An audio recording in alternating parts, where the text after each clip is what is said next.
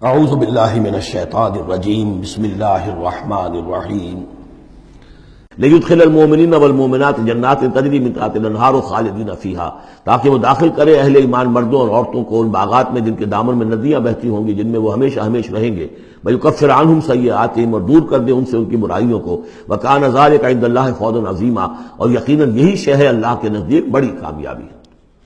وَيُعَذِّبُ الْمُنَافِقِينَ وَالْمُنَافِقَاتِ وَالْمُشْرِكِينَ وَالْمُشْرِكَاتِ الظَّانِّينَ بِاللَّهِ ظَنَّ السَّوْءِ، یہ الفاظ بہت مشابہ ہیں سورہ احزاب کی آخری آیات کے، اور سورہ احزاب جو ہے آپ کو معلوم ہے سن 5 میں نازل ہوئی، اور یہ سن 6 میں نازل ہو رہی ہے، تو زمانہ جو ہے قریب کا ہے۔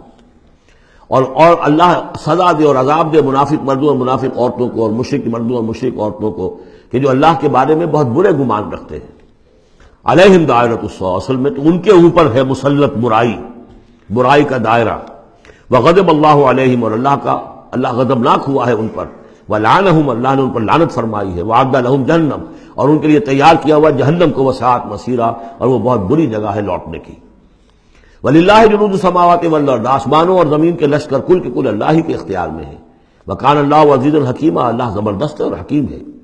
پہلے آیا تھا علیما حکیما، اب عزیزا حکیما۔ انا ارسلناک شاہدا ومبشرا ونذیرا، اے نبی ہم نے بھیجا ہے آپ کو شاہد بنا کر، وہی شاہد گواہی دینے والا۔ یہاں اپنے قول اور اپنے عمل سے اللہ کے دین کی گواہی دی۔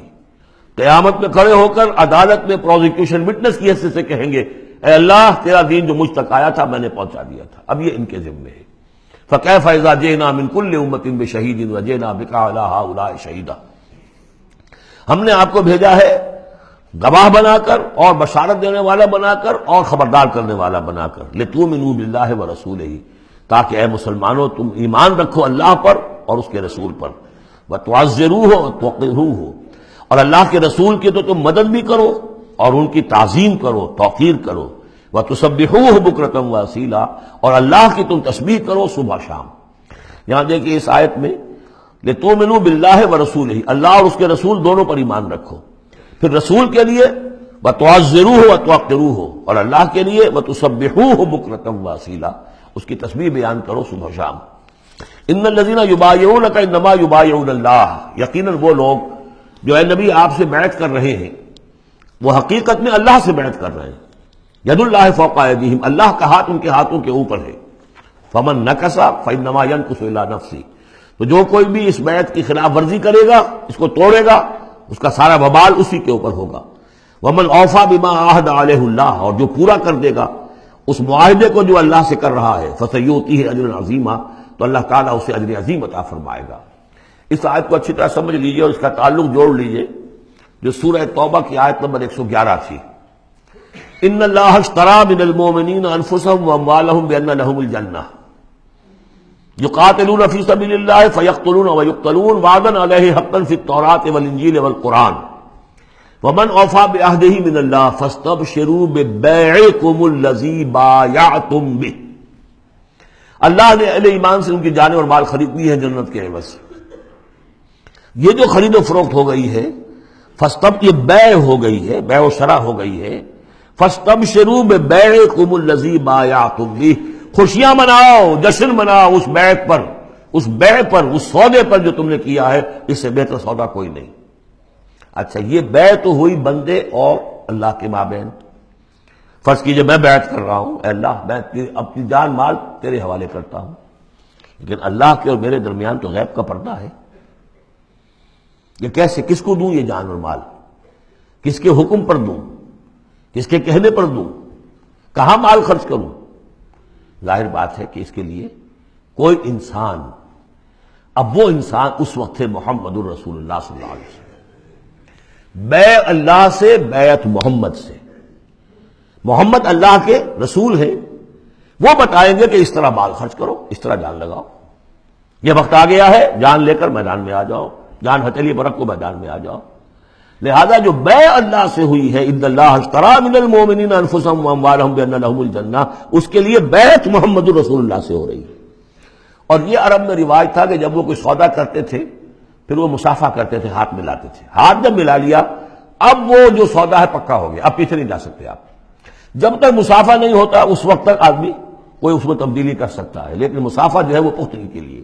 لہذا یہ بیعت اب محمد رسول اللہ سے ہو رہی ہے کہ ہم نے جو جان اللہ اور اپنی مال جو اللہ کے حوالے کی ہے اسے ہم خرچ کریں گے آپ کے کہنے کے مطابق، جو آپ حکم دیں گے، آپ کی مرضی ہے، آپ ہم سے جب چاہیں یہ جان اور مال حاصل ہے، جب چاہیں وصول فرما لیں۔ یہ بیعت ہے جو ہوئی ہے محمد رسول اللہ سے۔ اچھا، اس میں جو یہ فرمایا، چونکہ یہ تین فریق ہو گئے، اللہ، بیعت کرنے والا اور جس کے ہاتھ پر بیعت کی گئی، لہذا یہ ٹرائی پارٹائٹ ایگریمنٹ ہے، تین فریق ہیں اس کے۔ ایک وہ ہے حضور کا ہاتھ، جس پر بیعت کرنے والے کا ہاتھ آ گیا۔ اللہ نے فرمایا تیسرا ہاتھ بھی ہے، وہ تمہیں نظر نہیں آ رہا، ید اللہ فوق ایدیہم، اللہ کا ہاتھ ان کے ہاتھوں کے اوپر ہے۔ تو یہ تین ہاتھ ہیں در حقیقت اس بیعت کے اندر، اس بیعت کے اندر۔ ان الذین یبایعونک انما یبایعون اللہ، اصل میں تو بیعت اور بیعت جو ہو رہی ہے تو اللہ سے ہو رہی ہے۔ فاستبشروا ببیعکم الذی بایعتم بہ، باب مفاعلہ کے اندر بھی وہ آ گیا، تم نے جو باہمی یہ کیا ہے بیع و شراء کا معاملہ، اس میں خوشیاں مناؤ، وہی باب مفاعلہ ہے، وہ یبایعونک، ان الذین یبایعونک، اے نبی جو آپ سے یہ بیعت کر رہے ہیں، انما یبایعون اللہ، وہ اللہ سے بیعت کر رہے ہیں۔ ید اللہ فوق ایدیہم، اللہ کا ہاتھ ان کے ہاتھوں کے اوپر ہے۔ فمن نکث فانما ینکث علی نفسہ، تو جو کوئی بھی اب اس سے روگردانی کرے گا، اسے توڑے گا، اس کی خلاف ورزی کرے گا، اس کا وبال اسی پر آئے گا، آپ پر اس کا کوئی الزام نہیں۔ ومن اوفی بما عہد علیہ اللہ فسیؤتیہ اجرا عظیما، اور جو بھی پورا کر دے گا جس کا کہ اس نے وعدہ اللہ سے کیا ہے، یہ معاہدہ اللہ سے ہوا جان اور مال کا۔ اسی لیے سورہ احزاب میں آپ نے پڑھا تھا نا، من المؤمنین رجال صدقوا ما عہد اللہ علیہ ومنہم من قضی نحبہ ومنہم من ینتظر، اہل ایمان میں وہ جوان مرد ہیں جنہوں نے اپنا جو عہد کیا تھا اللہ سے وہ پورا کر دکھایا، سچا کر دیا۔ ان میں سے وہ بھی ہیں جو اپنی نظر پیش کر چکے، اور وہ بھی ہیں جو باقی منتظر ہیں ابھی کہ کب ہماری باری آئے۔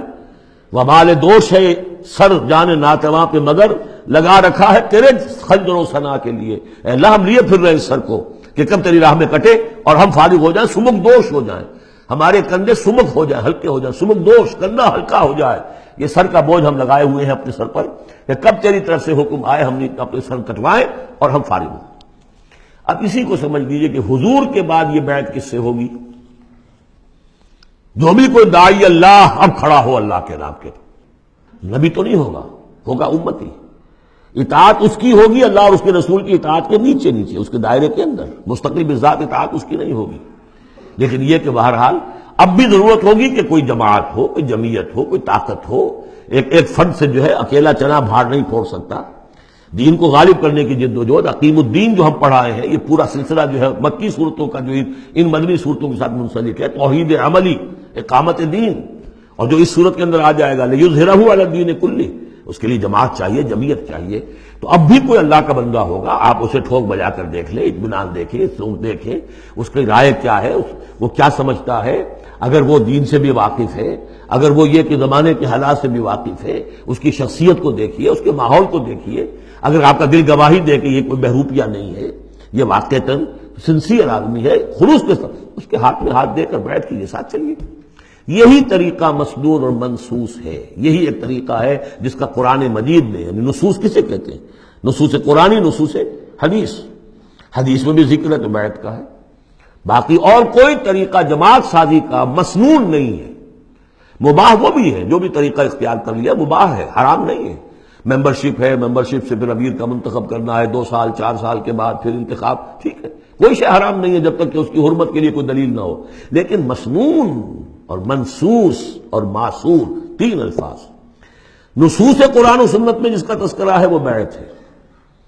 جو مسنون ہے پوری زندگی حضور کی جو ہے، اس میں کتنی بیعتیں ہوئی ہیں، بیعت عقبہ اولیٰ، بیعت عقبہ ثانیہ، بیعت رضوان، اور پھر یہ کہ نحن الذین بایعوا محمدا علی الجہاد ما بقینا ابدا۔